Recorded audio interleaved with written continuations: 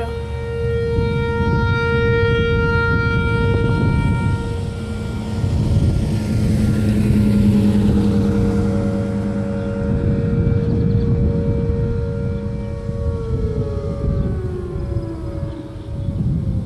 There we go. I'm just curious, what's so special about the siren? I record like a lot of tornado siren tests and fire alarm tests for my YouTube account. Well, when I have the chance. So sometimes if a fire alarm goes off in a building, I record it as long as like the building's not burning down or anything. I bet you probably do it even with the bill.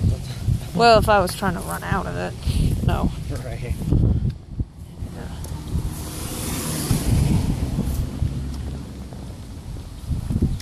You should have your glasses off for like a year.